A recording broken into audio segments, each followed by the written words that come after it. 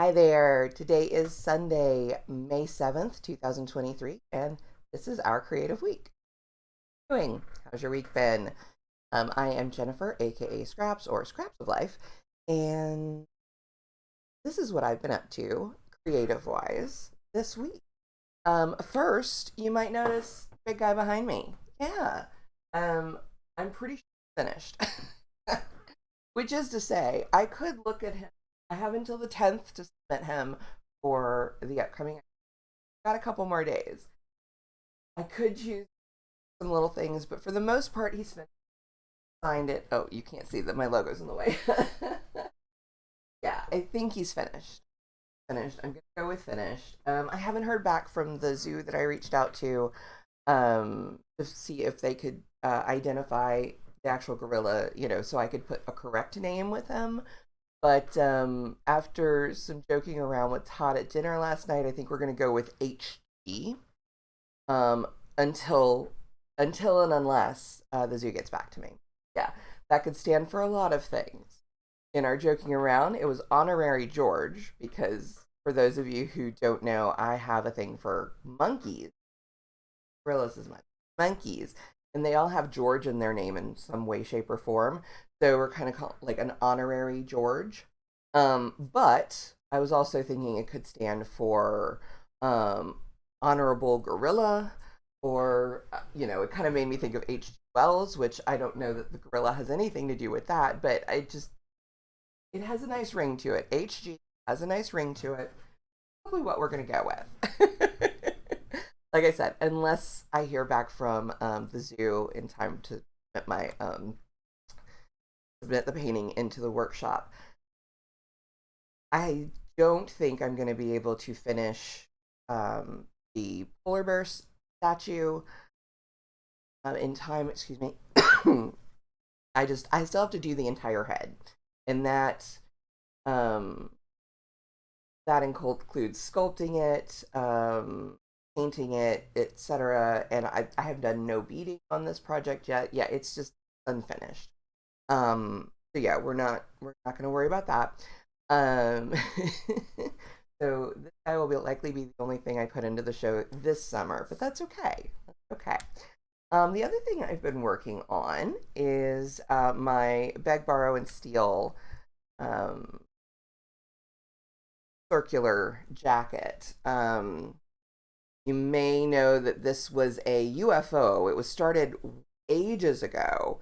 Um, and the whole concept is that it's a big circle, and then you put in the armholes, and then so the top of the circle becomes like kind of like a collar or shawl collar, and then it has this nice swoopy back.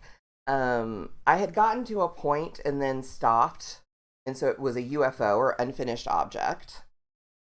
And I picked it back up this January because I was working on unfinished, projects and stuff, and it became a whip, a work in progress. And then it sat for a little bit longer because I was wondering what to do on the edges. I just had the last bit of green yarn available, so I was like, I wanted to do something. The colors were making me think like leaves or something, and I thought I was going to do bigger ones and then have to sew them. But then I found, as has this, and the reason why it's called Beg, Borrow, and Steal is because it's kind of been a hodgepodge of different ideas as I've been going. I took the center motif from a Nikki Epstein knitting book, and then the other rows and stuff. It's been a lot of just, ooh, let's put this there. Let's put this there. Oh, I just did this in another project. Let's add a row of that or a round of that. So it really has been just kind of cobbled together from different things as I've been making it up as I go along. So this is another such instance. Well, I'm poking around on Ravelry, and I found this cute little leaf border. And they were smaller than I had originally intended, but they are the perfect size to fit one in each um, space of the last row of netting. So I am about 3/4 of the way through, I think, um, adding these leaves on. They're going to be an absolute pain in the what to block because everyone is going to have to be stretched out and pinned. I'm not looking forward to that, but it's part of the process. And then I have realized that even though it seemed mathematically correct, math doesn't always math when it comes to creativity. Um, the armholes turned out way too generous, and so I will stitch those up a bit so they're not quite as gaping. And then I have all of these ends to weave in. So I've still got a fair amount to go, but I anticipate I'm going to a craft night tomorrow night, Monday night. And so I anticipate being able to finish at least crocheting the leaves.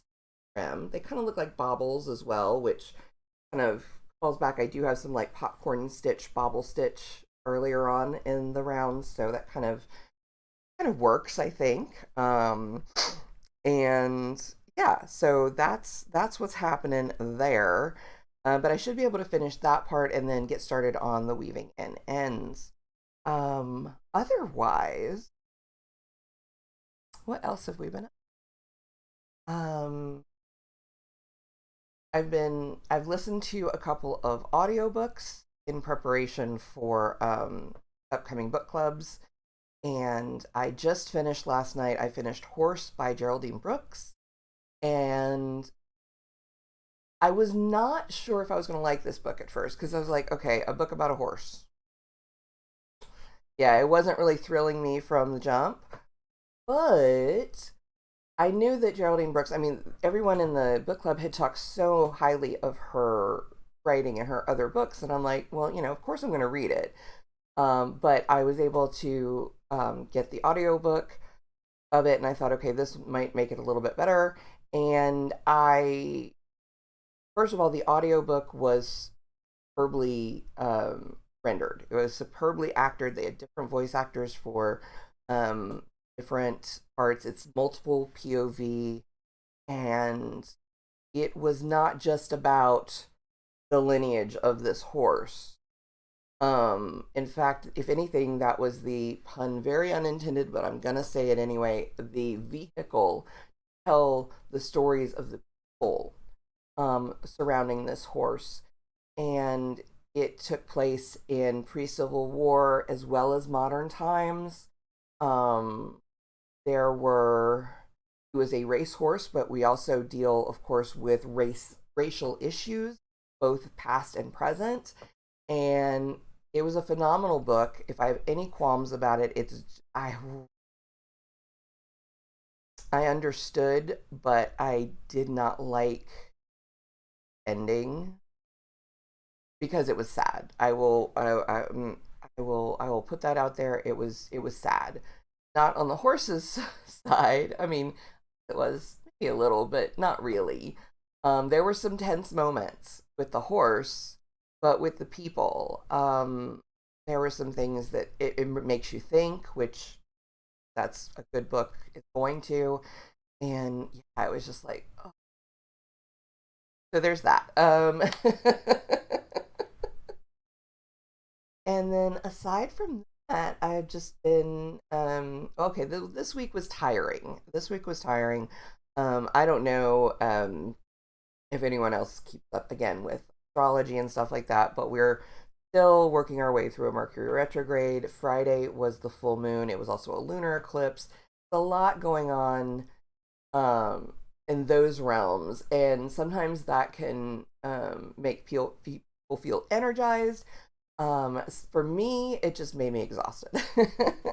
It contributed to or it reflected my exhaustion level. So this was a tired week. So I rested a lot, but I still managed to. So I don't feel bad about how the week went. I did manage to do some other like administrivia stuff. And then finally, I got the verdict on my hard drive. I think I probably mentioned that. You know what? I don't know if I mentioned or not. But anyway, a week or two ago, when I was swapping desks and doing some more of the work here in the office, my studio, I really need to decide what to actually refer to this room as. It wears many hats like myself, but I would like to like zero in on something. Anyway, at that moment, as I was moving my computer from desk to desk, I, I I don't know if I did it or if it was just the timing, but my hard drive, my external hard drive, went kaput. And I suspected from checking out some stuff on the data recovery website that I knew that it was like a motor issue and not like the read write heads or anything like that. And so I was really hoping that the data would be fully recoverable. Well, good news, bad news. I was right. Good news. Not that I was right, but that the as far as they can tell, that the data is all there. It should not be damaged. Should not. What had happened was, yes, the motor that spins the platter went kaput. It just died. And that's very unusual. It doesn't happen often. And this is an older hard drive. It's been through several moves. I've traveled with it. I mean, that's the beauty of an external hard drive. One of these little My Passports is you pick it up and go. But it's not a solid state drive. It is a it is a hard drive with a motor and stuff. So yeah. The bad news is that while it's recoverable, it's the most expensive kind of recoverable. It basically, they have to do a full like platter transfer. And yeah. And I just suffice it to say, I did not have the funds for it at this time. It's a hefty price tag. So I got to work on that. I got to work on getting the money together for that, which involves some creative thinking. Obviously, I need to sell more books. I need to sell more art. I need to make better use of my services, my abilities, so that I can recover the files from like the last year of work. I have some backed up elsewhere, but a lot of the finalized files that I would use for anything are on that machine. So yes, in that in that way, I did start up. We joked about starting like a GoFundMe, but I couldn't do that. I just it just didn't feel right to me. But I did start a Ko-fi account or coffee account. If you look in the description box, you will see that there is a buy me a coffee with a link to ko-fi.com/scraps of life. Again, it'll be in the description box, and you can make a one-time donation or and right now it's set up to order a tarot reading. I will also be in the coming days. I will also be adding options to purchase and these are all under the commissions tab or drop down. So if you look at commissions, you can order a tarot reading right now. Soon I will be putting up request a custom coloring page or request some digital art because I'm going to be traveling at the end of the month. I don't want to do anything involving like physical products or items I need to ship because I wouldn't be able to ship them until I got back. And I just would not want to take the chance that there would be that much of a delay.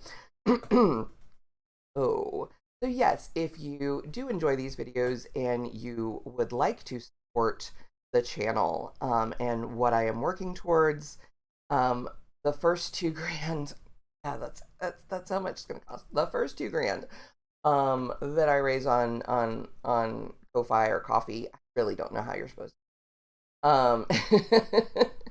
Will go towards the recovering the hard drive, and that was the slow process. They had like a week and a half turnaround, and then they had like a month turnaround.